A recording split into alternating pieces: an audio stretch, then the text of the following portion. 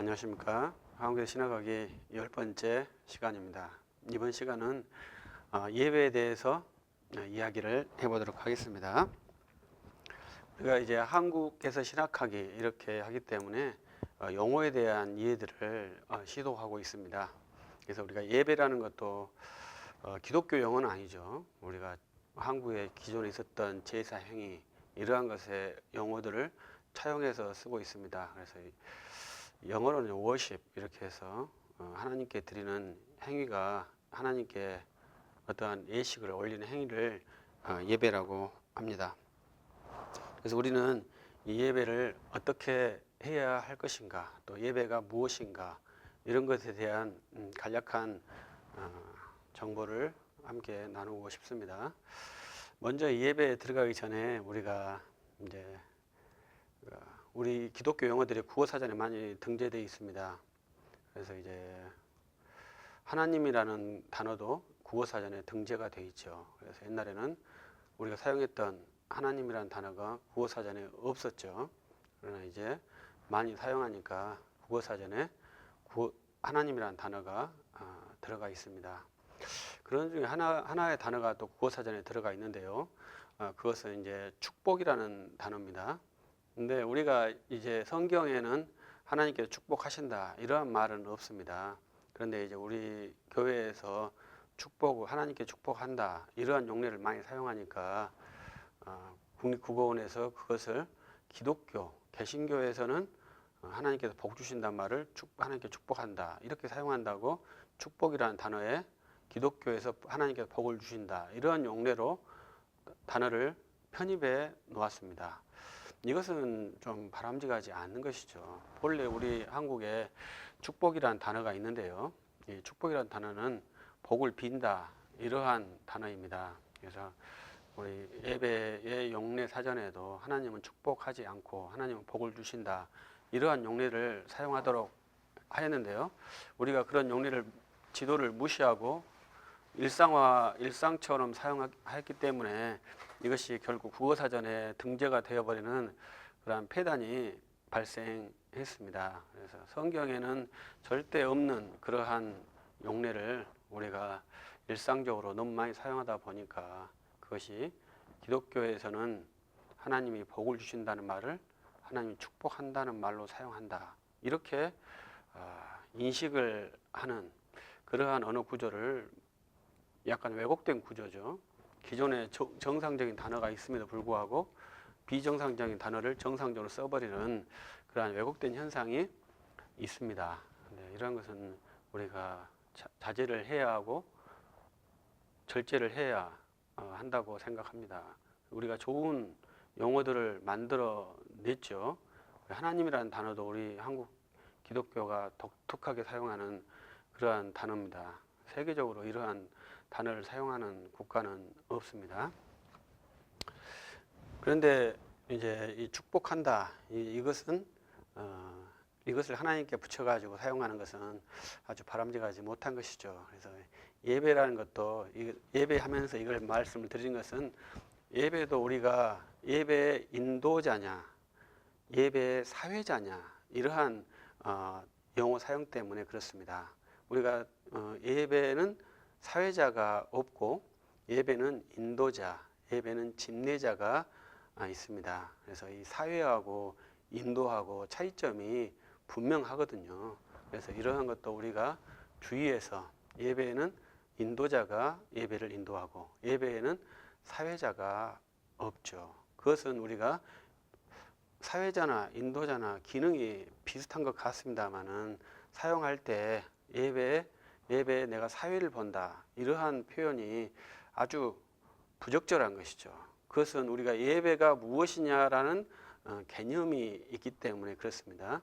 이 예배라는 개념에서 가장 중요한 것은 이 예배의 장을 마련한 주체가 있는 것이죠. 그 주체가 하나님이죠.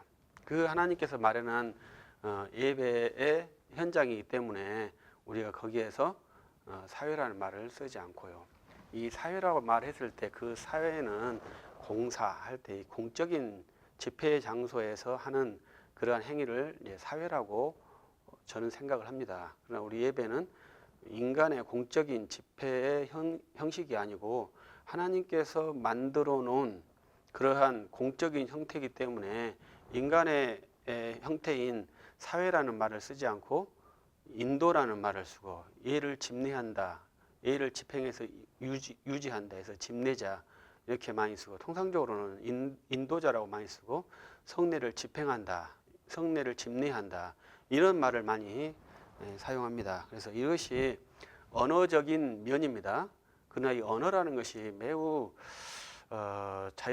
자연스럽게 우리에게 다가와 있지만 그 언어를 사용하면서 정신이 약간씩 바뀌어요. 그렇기 때문에 언어를 사용하는 것에서 많은 우려점이 있고 염려점이 있습니다. 그래서 우리가 아무렇지 않게 이렇게 사용하는 그런 언어의 행동이지만 그 언어의 그 의미가 그대로 우리에게 전달이 되거든요. 그러면 이제 우리가 하나님을 섬길 때, 하나님을 섬기는데 하나님 축복해 주세요. 그러면 하나님께서 나를 위해서 복을 빌어주는 것으로 우리는 인지를 하게끔 되어 있다 이 말이죠. 근데 우리 하나님은 우리를 위해서 복을 빌어주시는 그러한 신이 아니고 우리에게 복을 주시는 전능하신 하나님이시죠. 그렇기 때문에 이 언어를 정확하게 사용하는 것이 좋고, 이 예배라는 단어도 쉬운 단어가 아닙니다.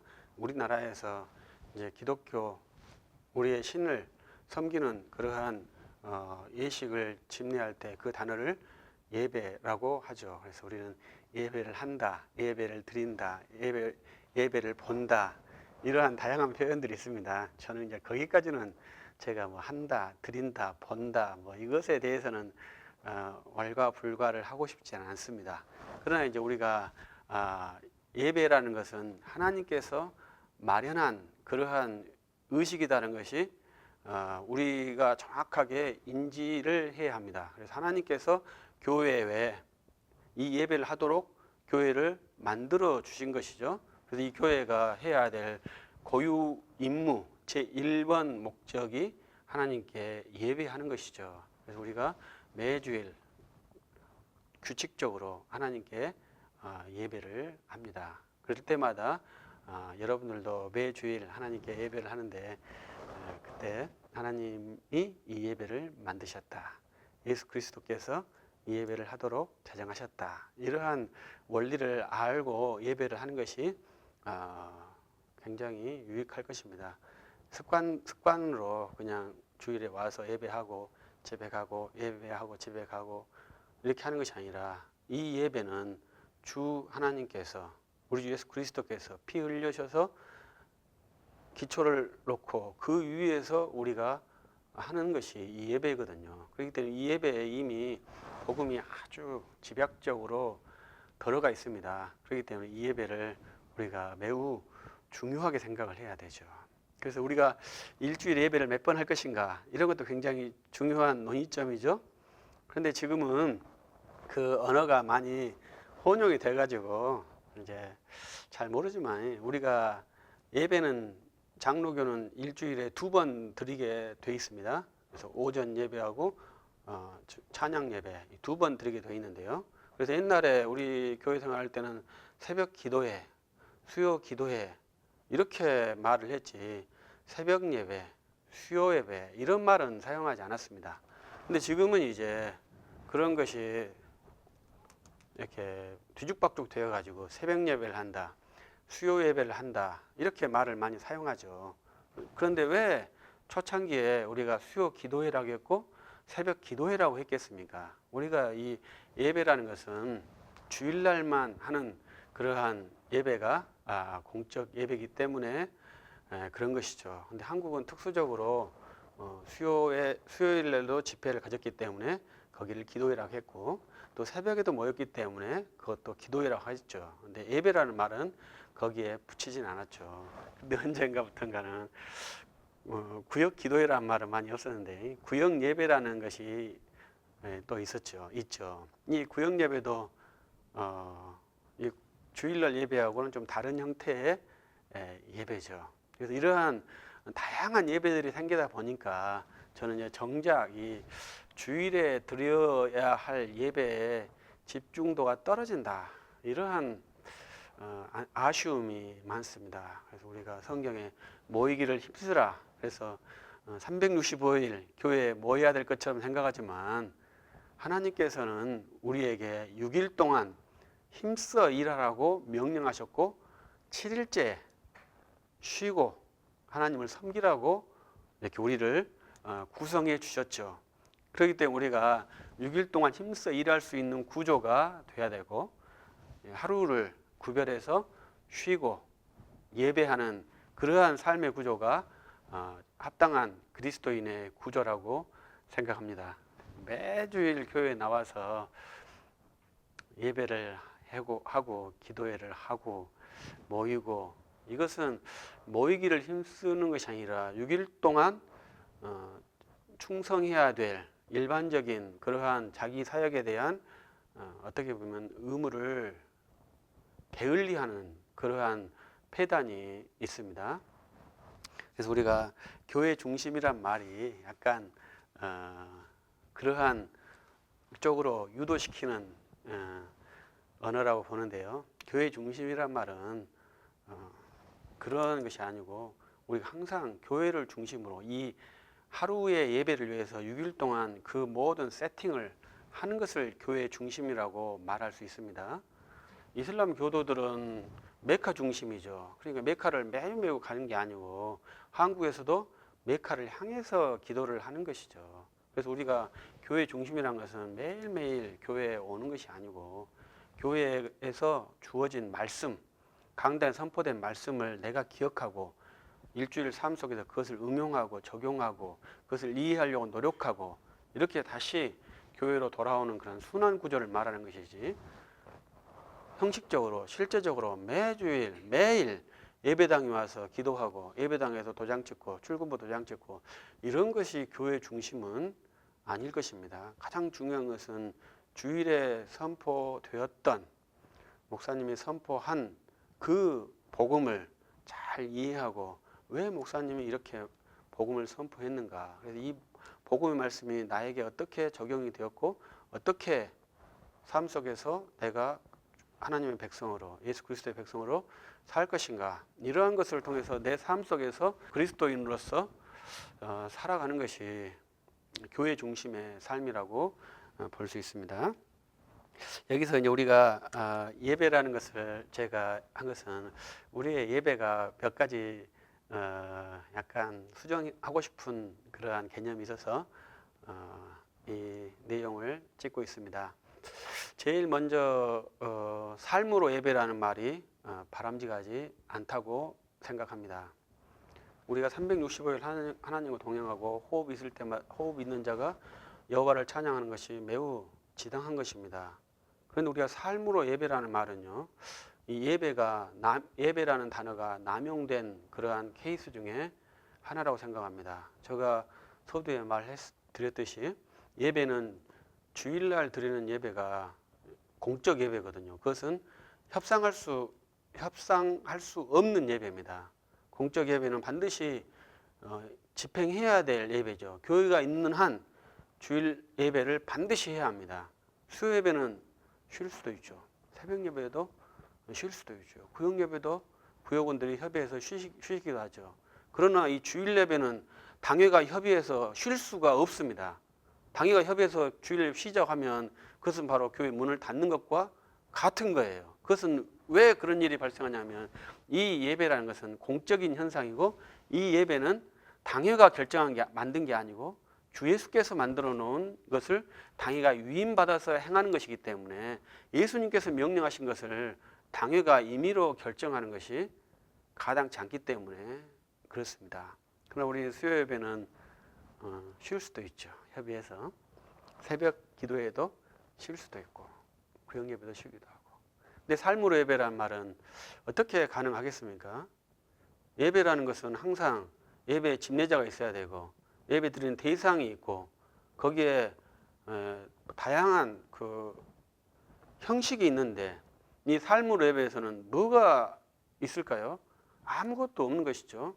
임재라는 그 하나가 있는 것인데 임재라는 것도 굉장히 주관적이고 비형식적인 것이고 개인적인 것입니다.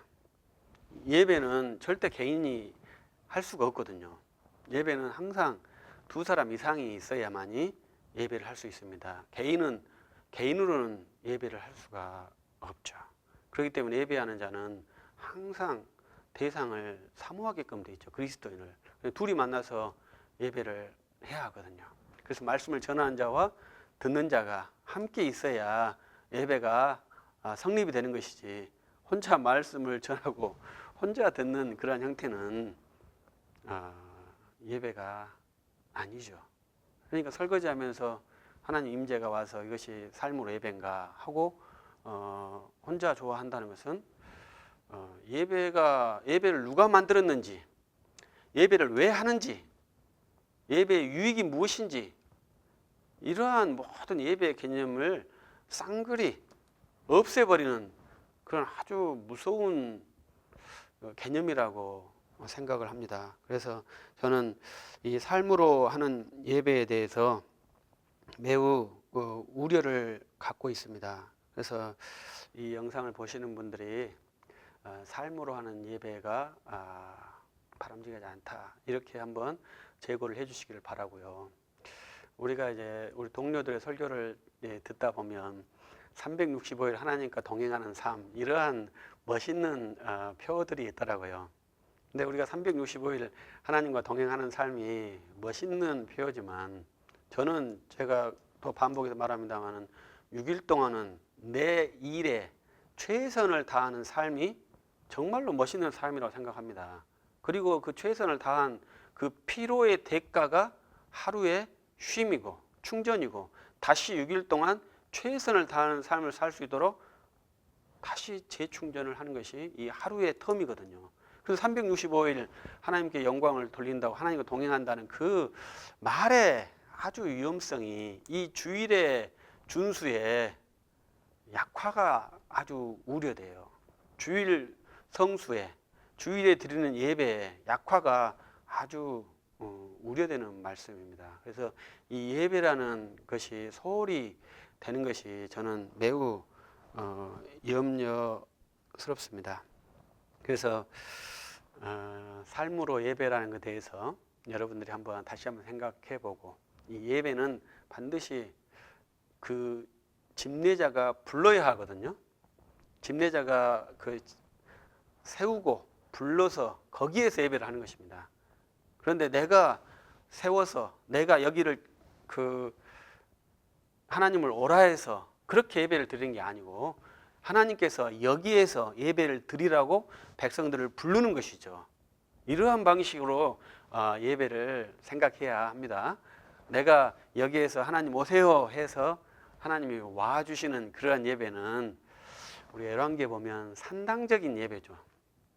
산당은 백성들이 원하는 장소에서 하나님을 부르면서 거기에서 기도하는 행위를 산당이라고 볼 수 있지 않습니까? 그 열왕기의 가장 큰 문제가 산당을 제거하지 못하는 것이죠.